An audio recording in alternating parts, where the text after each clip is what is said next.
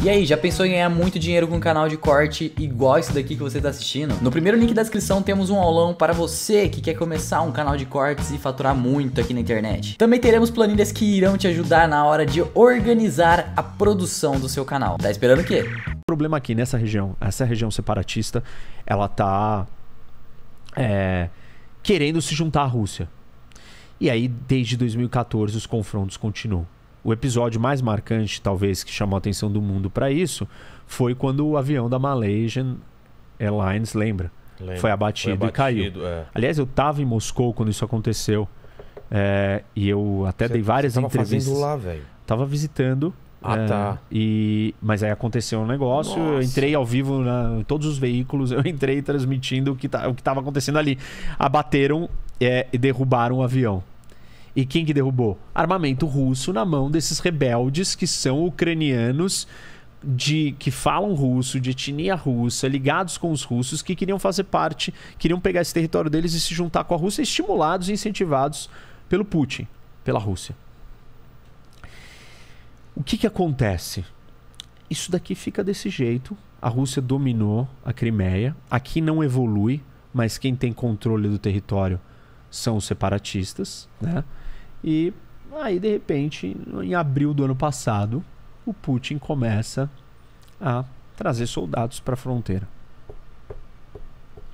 Fazer as tais manobras, os exercícios militares. Ele tira do resto das outras fronteiras? Tira aqui até da Sibéria e traz gente para cá. Aliás, dado interessante, acho que é desde 1920 que ele não deixava as fronteiras com a China e com a Mongólia tão desprotegidas. Ah, é? Com um contingente tão baixo de soldados. Pra você ver o quanto que ele mobilizou e o quanto ele está interessado nisso daqui e o quanto ele se sente seguro na relação com a China hoje. Quando ele faz isso, né, o Ocidente fica olhando, tá todo mundo olhando, ninguém acha que vai dar nada. O que esse pessoal fica fazendo aí? Eles estão se preparando. Tá vindo combustível, tá vindo tanque, tá vindo armamento, tá vindo trem, tá vindo soldado, tá vindo avião, tá vindo míssil, lançador de míssil, tá vindo um mundo pra ir. Hoje são 200 mil soldados. E você não faz isso só pra... deixa eu dar uma ameaça, deixa eu dar um susto no mundo. Não o Putin. Ele não é esse cara. Não, porque ele entende como que funciona a política internacional. Ele sabe que se você blefar e não entregar, você vai ser visto como uma pessoa fraca. Entendi. E se você for fraco, uma das ferramentas da política internacional é a ameaça. É você virar para o outro e falar assim, olha, vai ter consequências. Que consequências? Quem é você? Ó aqui meu histórico. Ó o que eu já fiz. Entendi. Ó quais são as minhas consequências. Se os Estados Unidos ameaçam um país de algo, essa ameaça ela é crível. Por quê? Os Estados Unidos se envolve em vários conflitos e tal. Agora, se o Brasil vira para a Argentina e fala, olha, Argentina, não faça isso. Argentina, o que vai acontecer, Brasil? Você não tem histórico, você não tem credibilidade, você não faz. E o Putin entende essa lógica muito bem. Ele é um ex-KGB, né? Serviço secreto, russo, soviético. Bom, e aí o que aconteceu nos últimos dias? Essas províncias, lá em 2014, se declararam independentes. Esse pedaço aqui, que é mais ou menos o pedaço que está controlado pelos russos. Mas o tamanho do estado mesmo, ele é mais ou menos isso, vai. Tá. São 2 provincionas. Esse pedaço aqui é controlado por ucraniano. E a Ucrânia domina, tem soldados aqui e tal, e tá em confronto com esse pessoal daqui. Desde 2014, o tempo inteiro acontecendo isso. Agora o Putin virou e falou assim, tudo isso daqui é um país independente. O parlamento russo aprovou e o Putin veio a público anteontem, esses dias, e falou as regiões de Donbass, que é o nome dessas 2 regiões, Donetsk e Luhansk, são países independentes. Eu reconheço a independência deles. E eu estou enviando tropas para garantir que isso... para manter a paz. E aí, Ele já enviou as tropas? já, elas já estão aqui dentro. E nessa região onde tinha ucraniano não satisfeito? Não, essa não, eles estão aqui. Ah, estão aqui. Estão aqui. Agora, neste momento, tem muitas tropas russas aqui. Na Bielorrússia dentro da também? Bielorrússia. Participando de um exercício militar que está acontecendo há alguns dias, Mas Bielorrússia, semanas. então é amiguinha da Rússia. Mega amiga. Ah, tá. Aliás, eu troquei, né? Eu falei que um era o Little Russians era esse e o White Russians é esse. Eu falei invertido, acho. Esse aí é Little Russian? Não, esse. Esse, tá. É. E aí tem um exercício militar e eles estão aqui posicionados. O maior contingente está aqui na fronteira próxima à Ucrânia. Os russos estão posicionados. Kiev está aqui, Isso, pertinho. está muito perto de Kiev. E a grande dúvida é, o Putin vai atacar Kiev? Os americanos, o serviço de inteligência americano falou, vai. Falaram que vai? Falaram. A gente está falando isso faz 2 semanas. Ele não vai se contentar com isso. Ele vai atacar Kiev. Ele não parece um cara também, é o que você falou, não parece um cara que fica ameaçando e não faz. Mas aí que tá.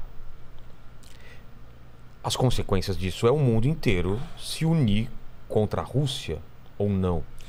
Depende do que você chama de se unir. Se unir é a mesma coisa que aconteceu quando a Alemanha e Japão e aconteceu aquilo lá, de ter essa consequência de eles serem tratados como grande mal a ser combatido. Nem a Europa. Você entendeu? Entendi. Nem a Europa e nem os Estados Unidos colocarão nenhum soldado aqui para defender a Ucrânia. Por quê? Porque eles não estão preparados para entrar numa terceira guerra mundial pela Ucrânia. Basicamente isso. Eles não se prepararam durante os anos? Não, eles não querem fazer uma terceira guerra mundial pela Ucrânia. Ninguém quer. Não. Os europeus menos eles ainda. Eles vão assistir acontecer isso. Bom, mas isso é vão recriminar. Isso é uma repetição da história. Eles assistiram isso com Hitler. Exato. Falaram, não, mas é só aquele ali. Deixa tudo lá bem, na Polônia, não é só Polônia, né? Não, só. Aí chegou uma hora que foi assustador, tarde demais.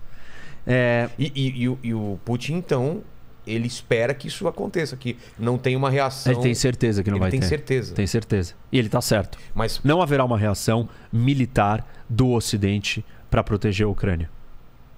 O que o Ocidente vai fazer?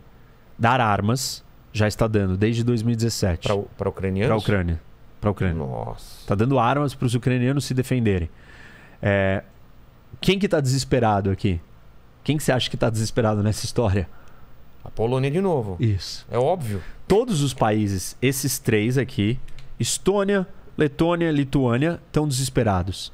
Polônia está desesperado. Porque você está falando que vai acontecer... gostei de aqui não aconteceu nada. Ele vai vir para cá também, o Putin? Se ele recuperou esse território inteiro. Esse daqui é o maior estado em população das ex-repúblicas soviéticas. De todas as ex-repúblicas soviéticas, o Cazaquistão é maior em tamanho. Mas não é Mas em população, a Ucrânia é maior. São mais de 40 milhões de pessoas aqui. A Ucrânia é o primeiro, é a mais importante a ser recuperada. Mais importante. E ela é mais chave, porque o Putin disse no discurso dele de 2 dias atrás que ele falou? Que não existe nação, país ucraniano independente. Que a Ucrânia é uma invenção dos russos. Dos russos? Dos soviéticos, dos russos. Que esse país não existe, que eles são irmãos e que eles são russos. Na verdade, que não existe diferença entre russo, da Rússia e russo, por isso que é White Russians ou russos brancos tudo... little pequenos russos, é tudo russo. Isso daqui é tudo russo para ele. Só que ele ignora que existe um idioma, uma cultura, uma história, uma identidade nacional de um povo que foi dominado em momentos pelo Império Polonês, por vikings, por mongóis, por todo tipo de gente. Por turcos, mas aí vem uma pergunta que pode ser muito burra, desculpa, tá? Não. Mas, ok, eles vão chegar em Kiev e vão tentar dominar a Ucrânia. Esse monte esse exército todo aqui vai dominar isso.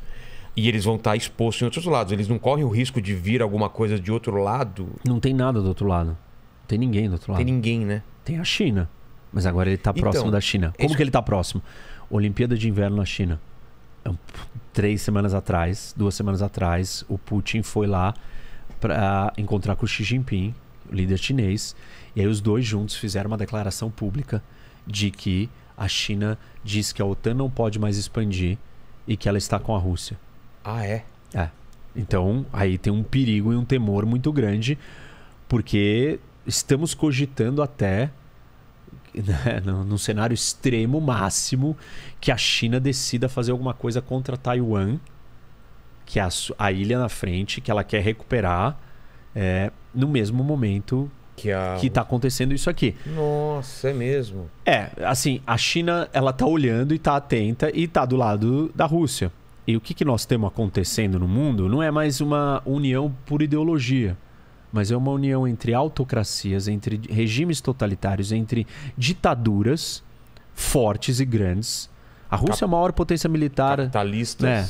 É muito mais potente militarmente do que economicamente. A China é economicamente e militarmente. Isso que eu ia falar, militarmente a China também é forte? Forte, claro. Não tem o tamanho do arsenal nuclear que a Rússia tem. Tá. Mas ela tem outras coisas que a Rússia não tem. Então, você tem dois grandes países, aí você junta esse grupo, o Irã, você junta a Turquia. A Turquia tá mais desse lado? Tá, o Erdogan é um ditador, assim, terrível. Ela faz parte da OTAN. É isso que eu ia falar. Ela ainda faz parte da OTAN, mas ela tá flertando e ela tem se aproximado e se juntado com essa turma dos ditadores. Junta com o Irã, junta com outros aí, Coreia do Norte, e essa é uma guerra ou é uma disputa entre o mundo autoritário contra o mundo democrático. Você fala que não é mais ideologia, por quê? Sendo que eles são autoritários. Isso não é uma ideologia, é uma... É um sistema de governo, vai. Não, assim, tipo, é um jeito de se organizar politicamente. Não é uma ideologia no sentido que controlam com mão pesada. Não é uma ideologia completa no sentido econômico de como que você tem que viver e tal. Enfim, quer dizer, tudo tem que viver como o líder quer, como o ditador quer, mas não é no sentido ideológico que a gente tinha na Guerra Fria de comunismo contra capitalismo. Esses países aqui são capitalistas de Estado. Um outro conceito. É uma economia aberta, capitalizada, né, mas controlada, dominada pelo Estado.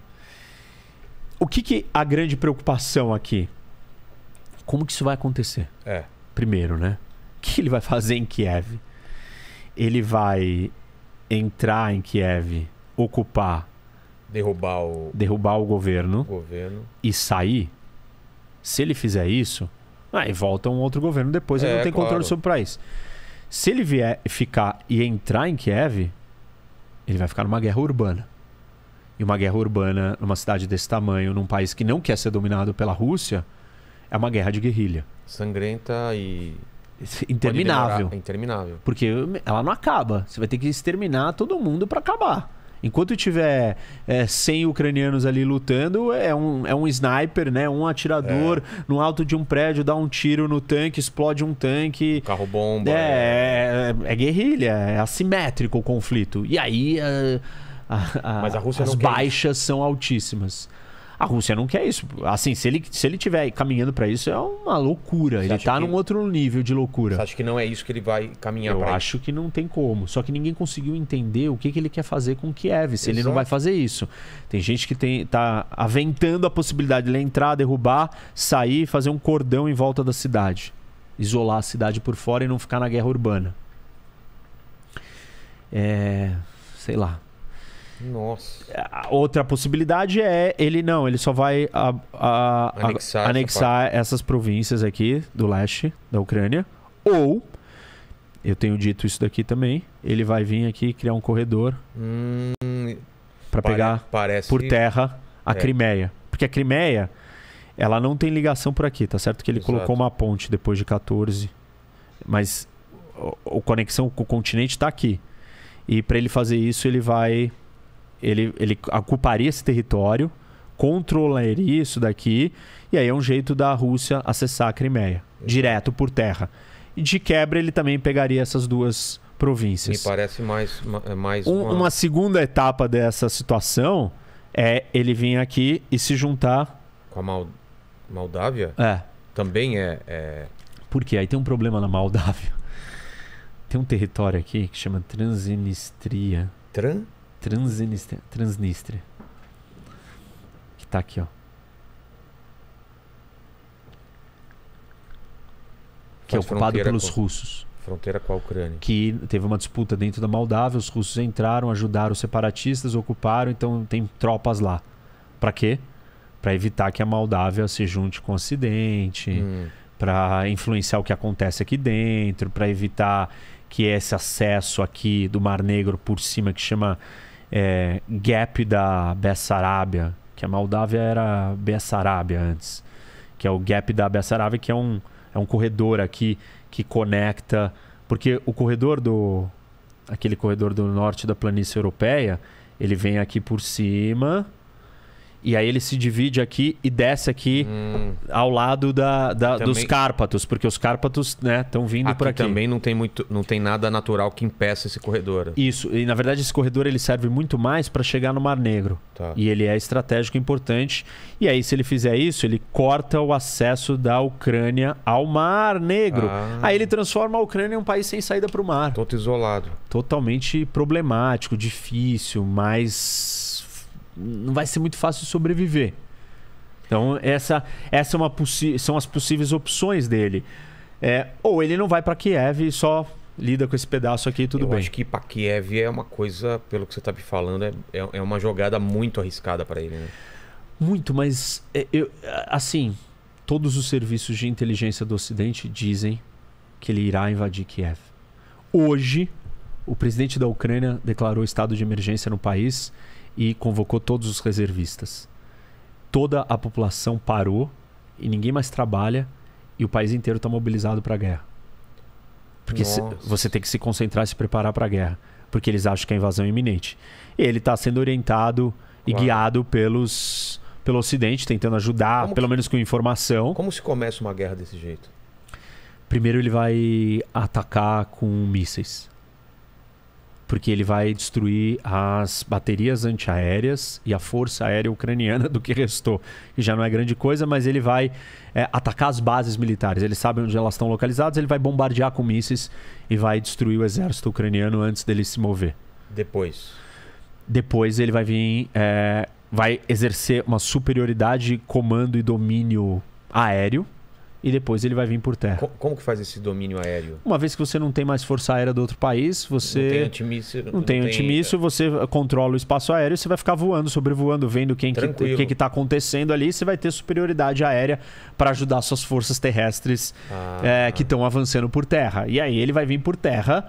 Que vem a terra e vem um avião bombardeando aqui, Isso, evitando... Se tem resistência aqui, o avião avança e ataca antes, helicópteros e tal, e vai caminhar. É uma guerra